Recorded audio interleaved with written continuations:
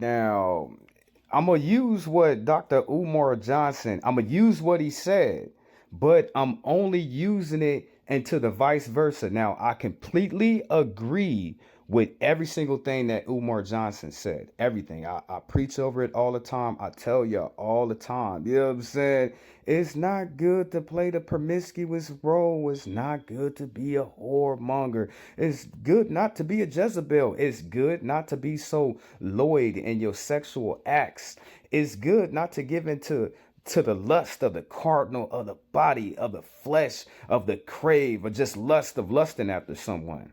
It's good not to do that, family. It is very good. But in this case, and this point, I think personally it's not good for any young man to watch pornos.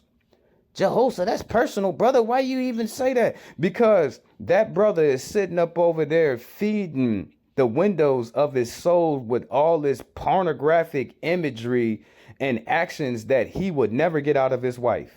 All that freaky, kinky stuff that he's feeding into himself, he will never be able to do that to the woman that he loved. Why would you even want to do that? That's nasty. That's lewd. That's lascivious sexual activities. Why would you want that defilement on your marital bed in which God is trying to bless? I do not think that is good for any young man to watch pornos. Now, for the young women, I don't think it's good for a young woman to go to a sexual store. I don't think it is. Them sex shops and them sex stores and stuff.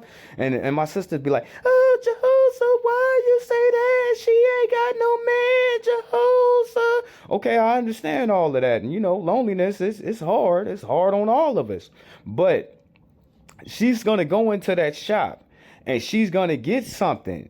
And that thing that she get, her husband ain't going to be able to compete with that. He ain't going to compete with that. So she'll sit up there and do herself like that for all those years, for all those times before she find her husband. Then she find her husband, and 9 times out of 10, he ain't going to have what she's used to. So she's sitting there and she's making it harder for herself in the long run on accepting something that she'll never get in real life like that. So it's the same. It's the same for a woman, for a young woman to a young man. The man, he sit up there and he fill his mind with all these damn fantasies and all this kinky, weird fetishes and that he like, but he'll never be able to do it in life. What's the point? The woman, the young woman, she'll go up over there to the sex shop and then she'll get something, but then her husband, he'll be a little bit under that. You know what I'm saying? He'll never be able to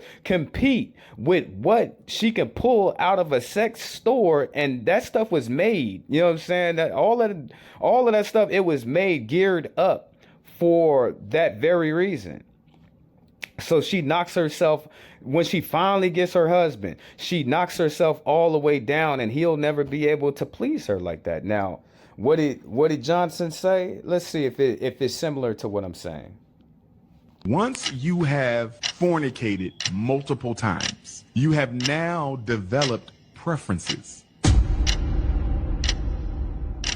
This is why God never wanted for us to have. Shouts out to my sister video. Once Shouts you've out. experienced things that you should have only experienced within wedlock, you develop preferences. So when you meet a really good woman, she's everything you need, but she can't turn it up in the bedroom like that freak can.